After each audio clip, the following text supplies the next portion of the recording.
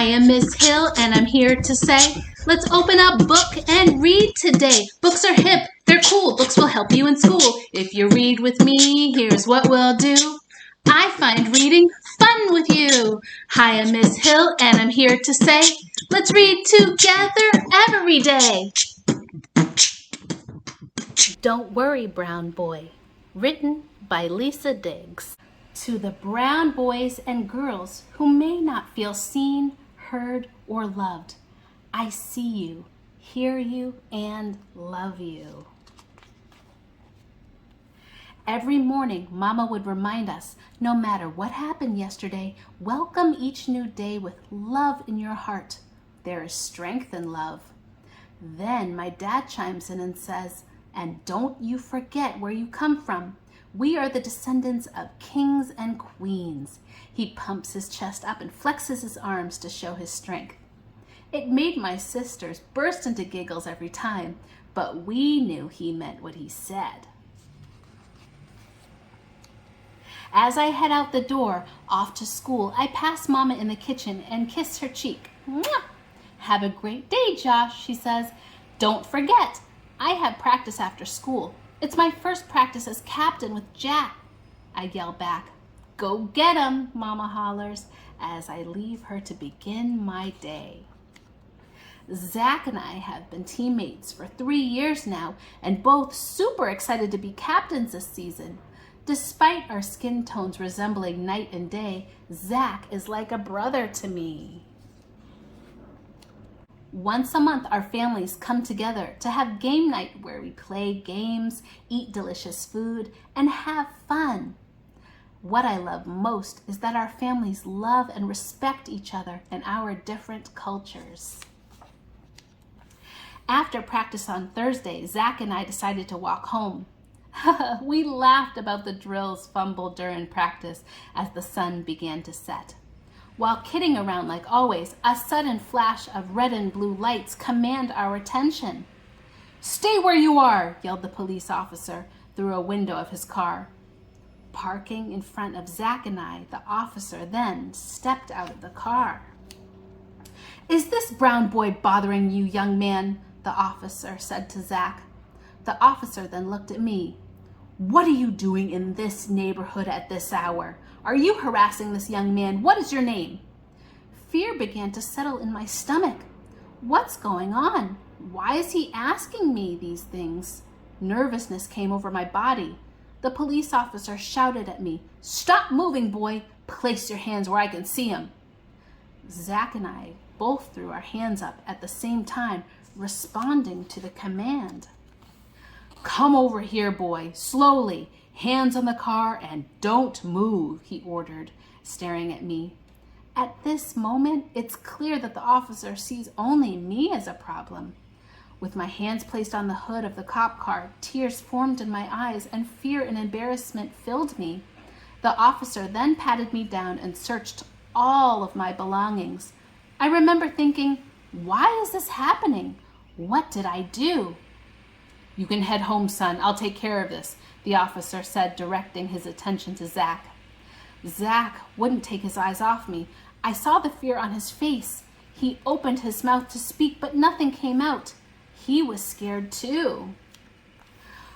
While the officer tried to convince Zach to go home, I did what felt like all I could do, pray. God, I'm so scared. I don't know what's happening or why. Please get me through this. I just want to go home. It was hard, but I knew I needed to remain respectful, well-spoken when answering his questions, and when ordered, follow all of his instructions.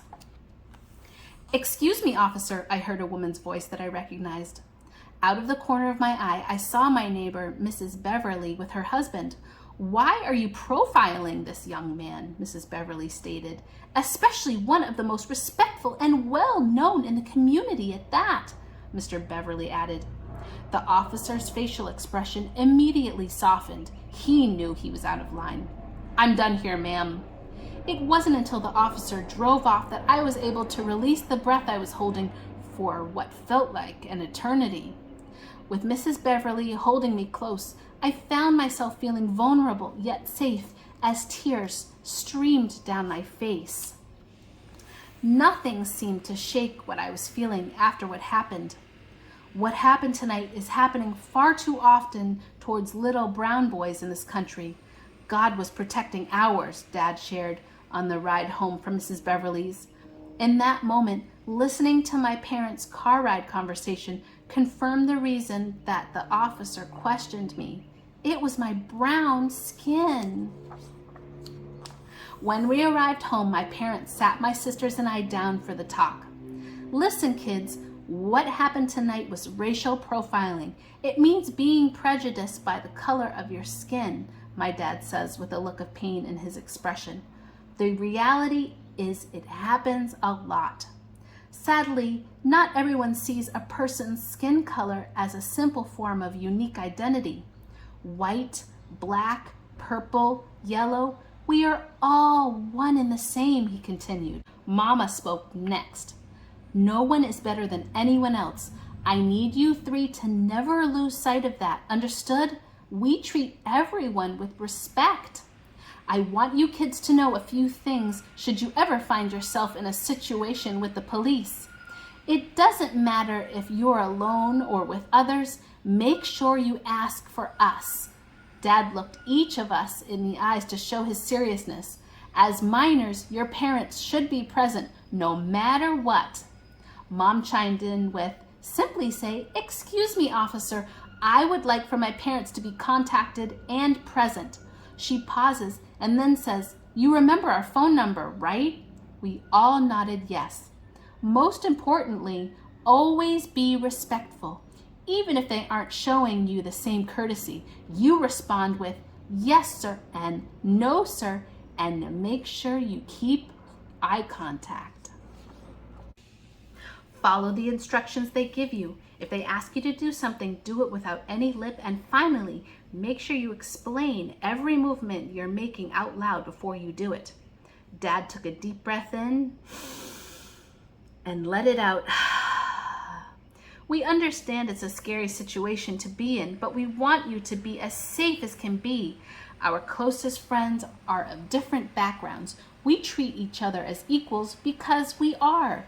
We have to do our part to break the cycle of thinking differently. Mama wrapped her arms around my sister's shoulders and then said, "I think they have the right family for the job, right?" My sisters nod their heads and shout, "Right!" As I sit on the couch, still shaken by what happened, Mama joined me and gave me the warmest smile and said, "You did the right thing, baby. I want you to know being a brown boy is nothing to ever be ashamed of." And she squeezed my hands for emphasis. Across the room, Dad adds, "We as people see more adversity than others, but that's because God knows we are strong enough to handle it. Our strength shows all that we've endured throughout our history. It's in our blood."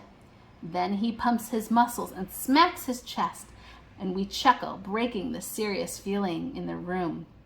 Looking directly at me, Dad says finally, "I love you, Joshua, and I don't ever want you to worry, because just like I got you, God's got you too, brown boy.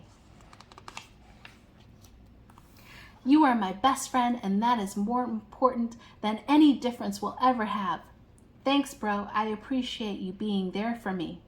Zach's family had a discussion about what happened too. "Everyone is equal, no matter what," Zach's dad explained. "We have friends who are like family to us, even though we may not look alike, and that doesn't change our love towards each other." Zach sent me a text message that read, "You are my best friend, and that's more important than any difference we'll ever have." Sundays typically consist of church in the morning and homework in the afternoon. I always look forward to my favorite part, Sunday dinner. This Sunday, we had all my favorite dishes. After talking to Mama, I learned being a brown boy whose roots trace back to strength and resilience since the beginning of time is something to be proud of. "Who wants to say grace?" Mama asks. I volunteer. We all bow our heads. "Dear God, thank you for this food and Mama's hands that made it. Thank you for everything you do for us.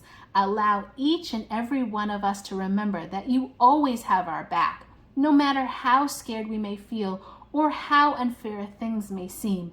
You are with us. In your name I say, don't worry, brown boy. God's got us. I look up at my family and we all say amen. And here's some sketches of Josh's family and Zach by Brent Levy.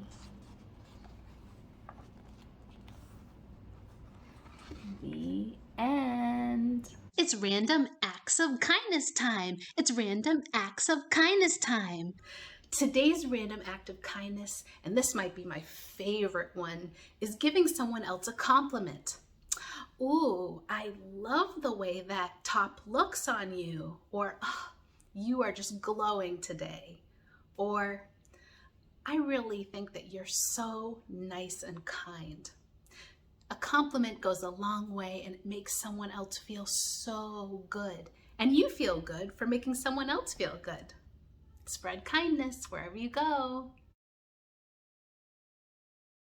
People come in different sizes, different colors, shapes, and names. Although we're different on the outside, inside we are just the same.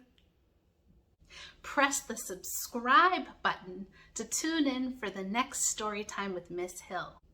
Thanks for joining me for today's Read Aloud. Remember, what makes us all different makes us special. You are so special and so loved. Thanks for joining in, and I'll see you next time.